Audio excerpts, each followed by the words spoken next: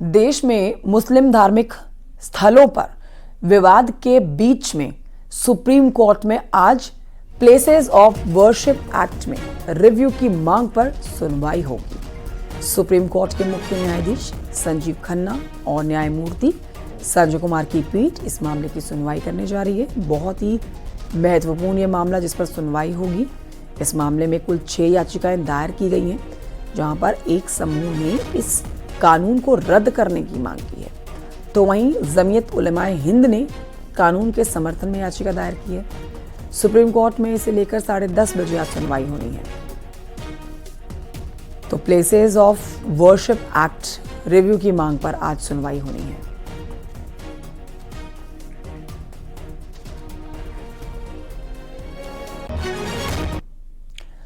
वाराणसी में उदय प्रताप कॉलेज में मजार और वक्फ बोर्ड की वायरल चिट्ठी के बाद से हंगामा जारी है। देखिए, कॉलेज कैंपस में स्थित मजार पर हनुमान चालीसा का पाठ करने के लिए कई छात्र अड़ गए। पुलिस ने इन्हें अंदर नहीं जाने देने की, जिसकी वजह से दोनों पक्षों में झड़प हो गई। ये वजह बताई है। छात्रों ने ज्ञापन में कहा है कि ये कॉलेज परिसर है, ना कि कोई मस्जिद है, इसलिए नमाज पढ़ने आ रहे लोगों पर पाबंदी लगाई जाए, लेकिन नमाजियों की संख्या कम नहीं हुई है। वक्फ बोर्ड का नोटिस वायरल होने के बाद से ये पूरा मामला अब और गर्माता हुआ नजर आ रहा है। देखिए इस पर रिपोर्ट।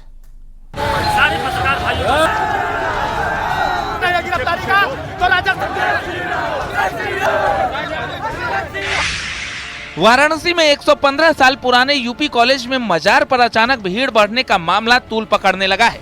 छात्रों का एक गुट मजार पर हनुमान चालीसा का पाठ करने के लिए जाने लगा तो विवाद शुरू हो गया। पुलिस ने उन्हें रोकने की कोशिश की तो धक्का मुक्की होने लगी, जिसके बाद छात्रों ने यूपी कॉलेज के गेट पर ही बैठकर हनुमान चालीसा का पाठ किया।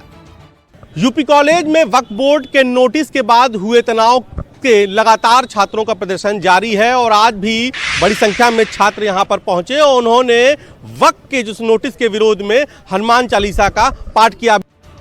दरअसल कुछ दिन पहले सोशल मीडिया पर एक नोटिस वायरल हुआ था। इसमें वक्फ बोर्ड ने यूपी कॉलेज को वक्फ की जमीन पर बना होने का दावा किया।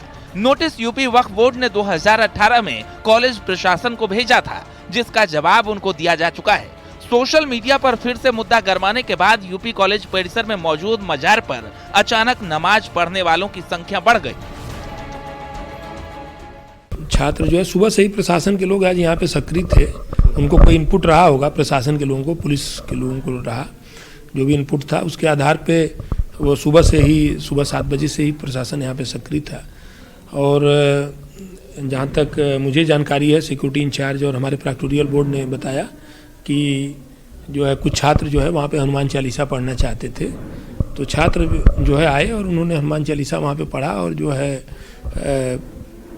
ये जो है प्रतिक्रिया जो है ये शुक्रवार के दिन ज़्यादा संख्या में नमाजियों के आने की एक प्रतिक्रिया के स्वरूप छात्र कल कुछ आए थे मेरे पास, कह रहे थे कि ऐसा।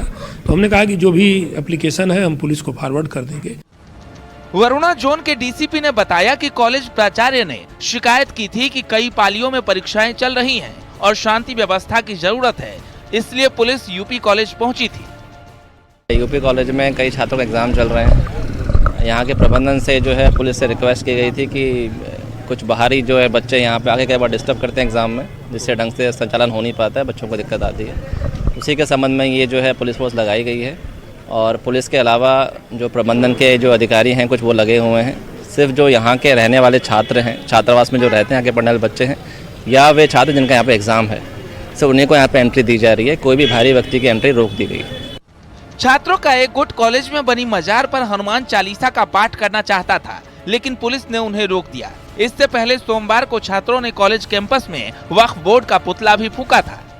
छात्रों का कहना है कि यहाँ पर जब तक कि इस वक्फ बोर्ड के नोटिस के बाद जो तस्वीर है वो साफ नहीं हो जाती, किसकी ज़मीन है, क्या वक्फ बोर्ड का नोटिस बेबुनियाद है, निराधार है, तो फिर यहाँ पर नमाज भी जो होती है उसको भी रोका जाए। और यही तमाम सारी मांगों को लेकर यहाँ पर छात्र शुक्रवार को जुमे की नमाज पे जुटे थे और कल भी जुटे, यानी कि सोमवार को भी जुटे। और उसके बाद आज मंगलवार को छात्रों ने हनुमान चालीसा का पाठ किया। हालांकि हनुमान चालीसा के बीच पाठ के दौरान ही बड़ी संख्या में फोर्स आ गई। छात्रों और पुलिस फोर्स के बीच में कुछ नोकझोंक भी हुई, लेकिन फिलहाल अब यहाँ से छात्र चले गए हैं और अब फिलहाल यहाँ पर फोर्स तैनात है। कमिश्नर पंकज सिन्हा के साथ उपेंद्र द्विवेदी, न्यूज़ 18 वाराणसी।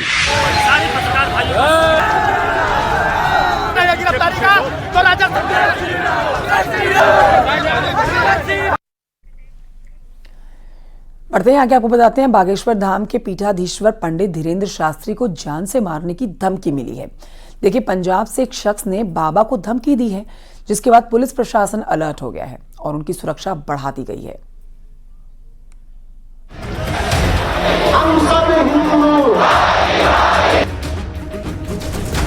बांग्लादेश जैसा हाल भारत में ना हो सके। ठट्टरी के बरे हम हिंदू मुसलमान नहीं करते, हम तो केवल हिंदू हिंदू करते। साधु संतों की हुंकार। सनातन बोर्ड हमको इसलिए चाहिए क्योंकि हम अपने भारतवर्ष की सुरक्षा चाहते हैं। भारत बनेगा हिंदू राष्ट्र। 1 घंटा तुम्हारा, हिंदू राष्ट्र हमारा। नहीं सहेंगे अत्याचार। वहाँ के हिंदू बुजदिल हैं, उनको तुरंत वहाँ विरोध करना चाहिए। कट्टरपंथियों का होगा हिसाब। जब तक हिंदुओं के खून में कट्टर हिंदुत्व का उबाल नहीं होगा, तब तक हम इस देश के लिए आज से अपने आप को समर्पित कर रहे हैं। स्वामी श्रद्धानंद, पंडित लेखराम और महाशय राजपाल के बलिदानों के करीब 100 साल बाद कोई साधक, कोई सन्यासी सनातन एकता की मशाल लेकर सड़कों पर उतरा। ये साधक सन्यासी कोई और नहीं, मध्य प्रदेश के छतरपुर में स्थित बागेश्वर धाम पीठ के पीठाधीश्वर पंडित धीरेन्द्र कृष्ण शास्त्री हैं। जात पात की करो विदाई, हम सब हिंदू, हम सब हिंदू। इस दौरान ये पद यात्रा मध्य प्रदेश और उत्तर प्रदेश के 8 अहम पड़ावों से होकर गुजरी, जिसे समर्थन देने के लिए सनातनियों का हुजूम उमड़ पड़ा। बुंदेलों के मुख से हमने सुनी यही कहानी थी, खूब लड़ी मर्दानी, वो तो झांसी वाली रानी थी। अमर कर दिया इस धरती को, बुंदेलखंड को। लेकिन आज एक बुंदेला, वो बुंदेली थी, लेकिन आज एक बुंदेला निकला है। बालाजी महाराज उनको ऐसी शक्ति और सामर्थ्य दें कि पूरे राष्ट्र में हिंदू धर्म की ध्वजा पताका फहराए, ऐसी हमारी कामना है। पंडित धीरेन्द्र कृष्ण शास्त्री की इस यात्रा को लेकर कई तरह की भ्रांतियां लोगों को रही, लेकिन बाबा की यात्रा ने जातिवाद, छुआछूत, भेदभाव और ऊंच नीच को दूर कर हिंदू एकता का संदेश लोगों को दिया। बाबा बागेश्वर अपनी इस यात्रा से हर सोए हिंदू में, सनातनी में अपने धर्म के प्रति उबाल लाना चाहते थे। पर 100 करोड़ हिंदू वाले देश में हम 1 करोड़ हिंदुओं को जगाने के लिए रोडों पर चाहते हैं, तभी हमारा मकसद पूर्ण हो पाएगा। और बाबा की यात्रा में भीड़ देखकर ये इस बात का अंदाजा लगाया जा सकता है कि अब हर हिंदू की एक ही मांग, भारत बने हिंदू राष्ट्र। फिर कह देते हैं 1 घंटा रोज का तुम्हारा, हिंदू राष्ट्र हमारा। अपनी यात्रा के दौरान बाबा बागेश्वर ने हिंदुओं में अलख जगाने के साथ गैर हिंदुओं को चेतावनी भी दी। यूपी पहुंचने के बाद बाबा ने संभल में हुई पत्थरबाजी को लेकर भी साफ किया कि संभल में मंदिर ही है और वहां मंदिर ही बनना चाहिए। वहां पर मंदिर ही है, हमें लगता है। तब तो ये लोग घबरा गए हैं, पथराव किया है, मंदिर बनना चाहिए। बाबा बागेश्वर ने छतरपुर से शुरू की अपनी यात्रा का राजाराम की नगरी ओरछा में समापन किया और यात्रा में अपने साथ चलने वाले हर इंसान का धन्यवाद किया। उनको धन्यवाद दो जिनने गली भर फूल मारे, आओ। और उसको धन्यवाद दो एक ने मोबाइल मारा। एक और धन्यवाद दो, उन्हें कल केला महक के मारे। अजब गजब लोग मिले पूरी यात्रा में। लेकिन धन्यवाद के पात्र वो भी हैं जो सुबह से शाम तक केवल हिंदुओं को जगाने के लिए अपने नौकरी को, काम धाम को छोड़ करके 20-20 किलोमीटर पैदल चलते रहे। एक जोश था, एक जुनून था, हर हाल में हिंदू बचना चाहिए, हिंदू एक होना चाहिए और भारत हिंदू राष्ट्र होना चाहिए। तो जोरदार ताली बजा करके उनको भी धन्यवाद दो। वहीं इस यात्रा को समाप्त करते हुए बाबा बागेश्वर ने अपनी अगली यात्रा का भी ऐलान कर दिया। वृंदावन से दिल्ली तक की 2025 में। बाबा बागेश्वर का संदेश साफ है, हर सनातनी को होना होगा तैयार, क्योंकि अब सभी को चाहिए हिंदू राष्ट्र। Bureau report, news 18।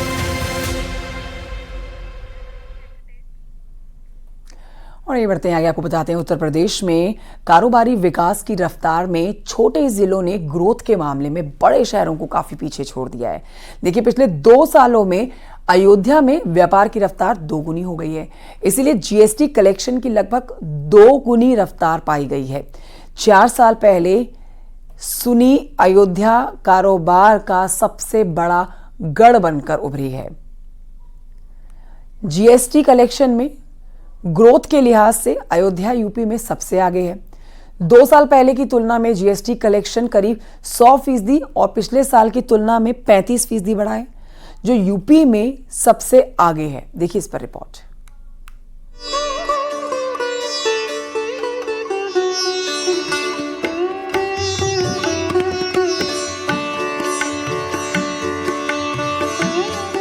रामनगरी में हो रहे विकास के कामों और दूसरे निर्माण के चलते जीएसटी कलेक्शन में अयोध्या यूपी में नंबर 1 हो गया है। सकल सुमंगल होए जब राम भय युवराज। भगवान राम की नगरी में रामलला के भव्य मंदिर में विराजमान होने के बाद अयोध्या की अर्थव्यवस्था में उछाल हुई है। भगवान राम के भव्य मंदिर में विराजमान होने के बाद अब अयोध्या जीएसटी ग्रोथ पर नंबर 1 पर पहुंच गया है। अयोध्या में कुछ समय से श्री राम मंदिर के निर्माण, तमाम सड़क, बिजली, विभिन्न पथ, एयरपोर्ट आदि का निर्माण चल रहा है। इसके कारण राज्य वस्तु एवं सेवा कर के साथ ही टीडीएस भी खूब जमा हुए हैं। यही वजह है कि अयोध्या जोन पर पिछले साल की तुलना में दिसंबर महीने में 58.1% की कर वृद्धि की है। अयोध्या इस समय तीर्थाटन के तौर पे और अयोध्या में लोगों के आवागमन के तौर पे पूरी दुनिया के सामने एक अवसरों का महानगर बन के उभरा है और सभी लोगों के अंदर यह आकांक्षा रहती है कि अयोध्या आएँ और यहाँ का दर्शन करें, रामलला की कृपा और आशीर्वाद प्राप्त करें। और जिस तरह से अयोध्या में लोग आ रहे हैं, जिस तरह से वित्त मंत्रालय की रिपोर्ट है कि हम जीएसटी संग्रह में भी आगे जा रहे हैं, यहाँ पे तीर्थयात्रियों की आने वाली संख्या के दृष्टिकोण से भी आगे जा रहे हैं। अयोध्या अपने आध्यात्मिक वैभव की ओर बढ़ रही है। अयोध्या में भगवान रामलला के भव्य मंदिर में विराजमान होने के बाद अयोध्या में व्यापार के मौके बढ़े हैं। देश और दुनिया के लोग अयोध्या पहुंच रहे हैं। ऐसे में प्रति व्यक्ति की आय में भी इजाफा हुआ है। अयोध्या जीएसटी ग्रोथ पर पहले नंबर पर पहुंच गया है। जीएसटी कलेक्शन में लगातार इजाफा हो रहा है। 2022 की तुलना में 35.01% की वृद्धि हुई है। अयोध्या में बड़ी बड़ी इंडस्ट्रीज लग रही है।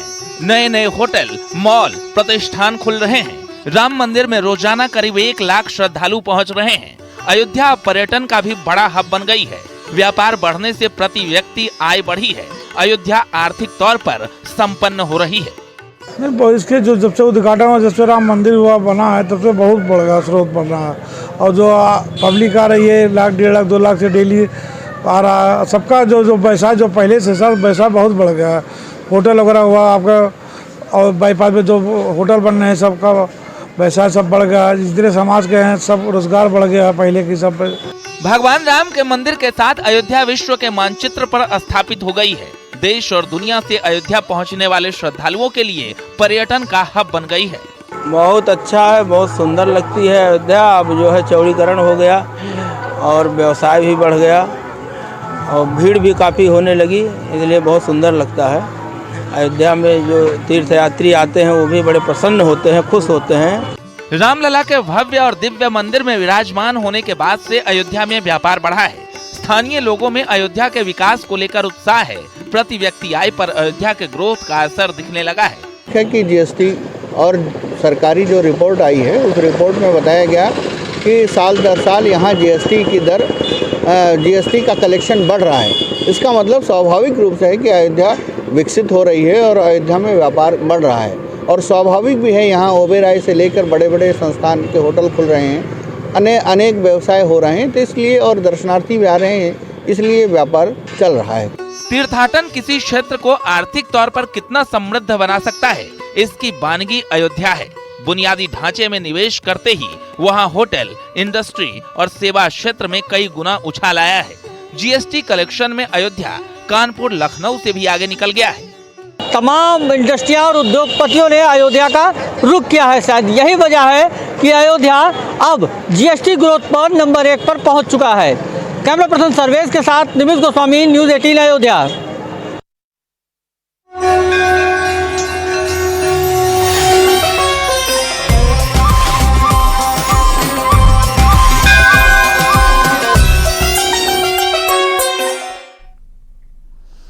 प्रयागराज में होने वाले कुंभ की तैयारियां अपने अंतिम चरण पर पहुंच चुकी हैं। लेकिन पीएम मोदी 13 दिसंबर को प्रयागराज जा रहे हैं। सभी निर्माण कार्यों का उद्घाटन करके महाकुंभ का शंखनाद करने जा रहे हैं। पीएम मोदी उस दिन गंगा आरती के साथ साथ क्रूज से संगम में हो रहे कुंभ की तैयारियों का निरीक्षण करेंगे। करीब 6,500 करोड़ से होने वाले महाकुंभ के आयोजन के लिए मोदी सरकार ने 2100 करोड़ रुपए की सौगात दे डाली है। देखिए इस पर रिपोर्ट।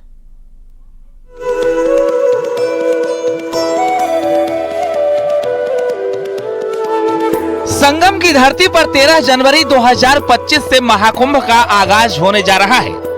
महाकुंभ से पहले प्रधानमंत्री नरेंद्र मोदी 13 दिसंबर को प्रयागराज आ रहे हैं। पीएम मोदी करीब 3 घंटे तक प्रयागराज में रहेंगे और महाकुंभ से जुड़ी 6,500 करोड़ की परियोजनाओं की सौगात देंगे।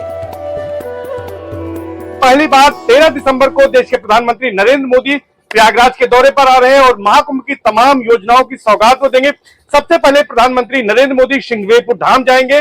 वहां पर जो नवनिर्मित निषाद राज पार्क है उसका लोकार्पण करेंगे। वहां पर जो घाट बनाया गया है उसका लोकार्पण करेंगे और प्रभु श्री राम और निषाद राज की गले मिलते हुए जो प्रतिमा है, जो समरसता का प्रतीक है, उसका भी अनावरण करेंगे। सबसे पहले पीएम मोदी श्रृंगवेरपुर जाएंगे, जहां निषाद राज की प्रतिमा का अनावरण करेंगे। फिर श्रृंगवेरपुर धाम से अरैल आएंगे। अरैल से निषाद राज क्रूज के जरिए संगम तट पर पहुंचेंगे। पीएम के दौरे को लेकर वाराणसी से निषाद राज क्रूज को मंगाया गया है। निषाद राज क्रूज के साथ ही 2 अन्य छोटे क्रूज पुनपुन और कस्तूरबा भी मंगाए गए। कुछ समय से ये निषाद राज क्रूज वाराणसी में थी, लेकिन मूल रूप से ये सब कोलकाता से मंगाई गई है और पूरे महाकुंभ के दौरान ये क्रूज अब यहीं पर रहेगी और तमाम जो श्रद्धालु आएंगे, पर्यटक या तीर्थयात्री आएंगे, वो इससे सैर कर सकते हैं। निषाद राज क्रूज की अगर बात करें तो इसका किराया करीब 1,000 रुपए रखा गया है। कोई भी श्रद्धालु यहाँ पर संगम तक की सैर के लिए 1,000 रुपए में इससे सफर कर सकता है। लेकिन अभी फिलहाल इसका टेंडर नहीं किया गया है। टेंडर के बाद ये पता चलेगा कि आखिर इसका क्या किराया निर्धारित होता है। लेकिन प्रधानमंत्री के दौरे को लेकर यहाँ पर 3 क्रूज मंगा दिए गए हैं और इनको जो है वीआईपी सुरक्षा में रखा गया है। पीएम मोदी के प्रयागराज दौरे से पहले केंद्र सरकार की ओर से महाकुंभ के आयोजन के लिए 2100 करोड़ रुपए की सौगात दी गई है। योगी सरकार के अनुरोध पर केंद्र सरकार ने विशेष अनुदान दी है, जिसकी 1050 करोड़ की पहली किश्त जारी कर दी गई है। मुख्यमंत्री योगी आदित्यनाथ ने इसके लिए पीएम मोदी का आभार जताया है और इसमें ही बैठकर प्रधानमंत्री नरेंद्र मोदी, सीएम योगी आदित्यनाथ और डिप्टी सीएम केशव प्रसाद मौर्य और अन्य जो वीवीआईपी लोग हैं वो संगम तट पर जाएंगे और सीएम योगी आदित्यनाथ के साथ प्रधानमंत्री नरेंद्र मोदी गंगा पूजन करेंगे और गंगा पूजन के साथ ही साथ महाकुंभ के सफल आयोजन की कामना करेंगे। इसके साथ साथ 6,500 करोड़ की जो विभिन्न परियोजनाएं महाकुंभ से जुड़ी हुई हैं उनकी भी सौगात देश के प्रधानमंत्री नरेंद्र मोदी यहाँ पर देंगे, जिनमें विभिन्न घाट शामिल है, 13 किलोमीटर का रिवर फ्रंट शामिल है और कई कॉरिडोर शामिल है। भरद्वाज कॉरिडोर है, हनुमान मंदिर कॉरिडोर है, नागवासुकी कॉरिडोर है। तमाम मंदिरों का कायाकल्प किया गया है। इन तमाम योजनाओं को वो समर्पित करेंगे और इसी के साथ साथ प्रधानमंत्री नरेंद्र मोदी महाकुंभ के औपचारिक शुरुआत का भी ऐलान करेंगे।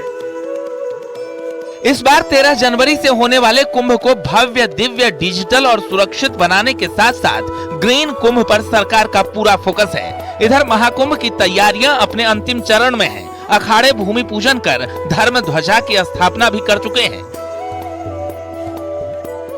दरअसल महाकुंभ में अखाड़ों की अपनी मान्यता है। मौजूदा समय में 13 अखाड़े हैं जो कुंभ का आकर्षण होते हैं, जिसमें 7 शैव संप्रदाय के अखाड़े हैं, 2 उदासीन, 1 सिख परंपरा और 3 अखाड़े बैरागियों के हैं।